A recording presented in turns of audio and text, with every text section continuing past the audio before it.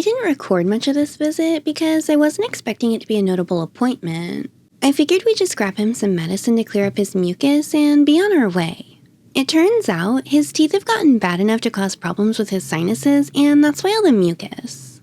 My vet told me a while back he would likely be needing them all removed at some point, but I was hoping to push it down the road a little further till I got everyone revaccinated and whatnot, but the teeth have demanded to be dealt with now.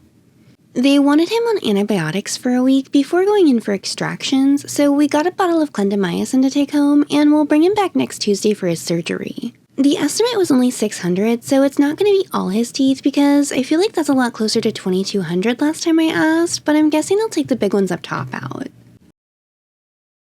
I think this is actually my smallest vet bill to date.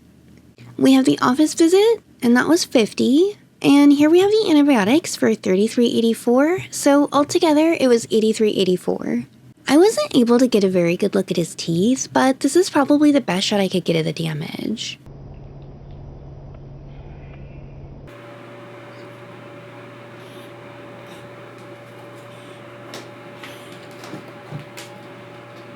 He hasn't really been able to bathe himself very well with his teeth hurting and all the mucus making it hard to breathe through his nose, so I've been brushing him and giving him wet wipe baths to keep him looking good.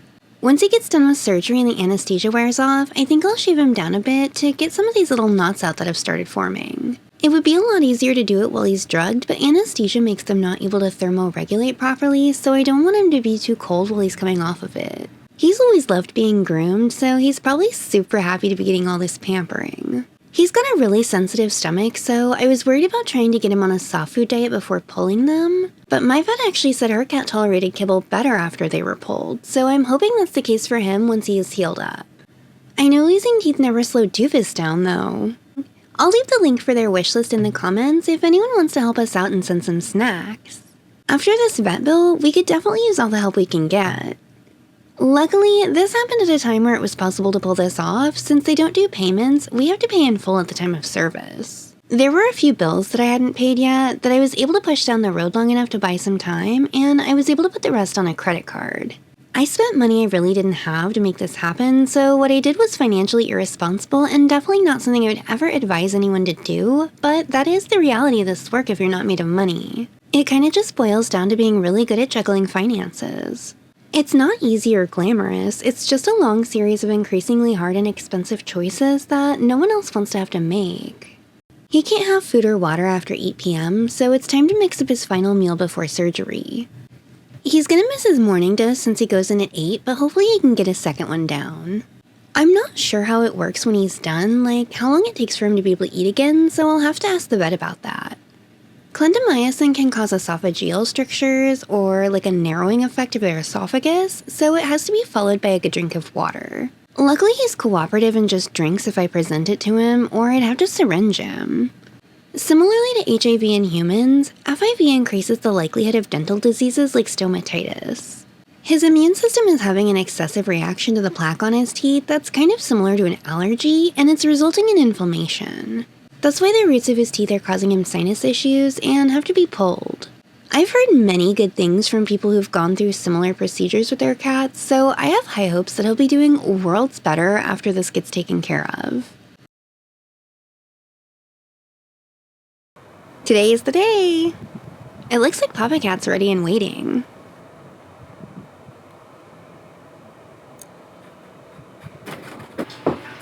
He's actually kind of difficult to get into one of these cages. He's used to his fancy little bag, but he threw up in it a while back and I couldn't get it clean enough, so I had to toss it.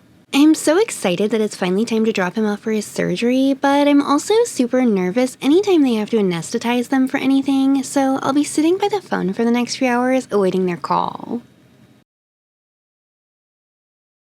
Since he's coming back from a surgery and his mouth will basically just be one big wound, I want to make sure everything is extra clean for him. He's been hanging out in here a lot lately, but normally Toofus or Shinobu would be using it. It's funny how much they like to be inside of cages as long as you don't trap them inside. They'll just use it as a little clubhouse. He gets cold easily, and the anesthesia probably won't help, so I'll make sure the heater is close, but not too close for him. And the surgery was a success, so now it's time to go and get our boy. I bet he's so ready to come home. They said he did really good and everything went great. He just sat back there with his little tongue hanging out, waiting for us to pick him up. He's definitely happy to be home and get snuggled up in his little kitty cave after such a long day. He's got a recheck on February 3rd to make sure everything looks good, and I'll probably get him revaccinated while we're there if it's not too early to do it. I've got to make like 5 more appointments while I'm there and get a bunch of these guys revaccinated and microchipped so I can get them adopted out. And then after that, we should be ready to TNR the yard kittens. We've got a lot on the agenda for the next few months. You gonna help Papa Is that out? weird? Does that feel weird? Yeah? Get them bad boys out. I fully expected them to just take out the worst ones and leave the rest for another visit, but they managed to get all of them. I couldn't believe it, but they even let me keep his teeth. I was so excited. I was even able to get him to take his medication with relative ease. The other cats in the shelter seemed really happy to see him too. Everyone had to check on him and make sure he was doing okay. It was really sweet. He's been happier than I've seen him in a really long time since coming home. He's still on quite a bit of medication, so I'm sure that's part of it, but it's really nice to see him having a good time like this again.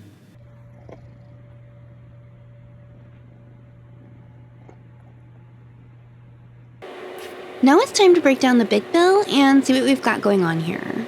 The dental prophylaxis was $100. I'm guessing this was for the purpose of probing around and seeing what all needed done before actually starting the surgery, since cleaning teeth you're pulling out would be kind of pointless, but this is all the basic preventative maintenance they do when you take them in for a dental cleaning. The oral surgery charge for the actual extractions was $400, and then we paid this extra $50 fee for an IV catheter.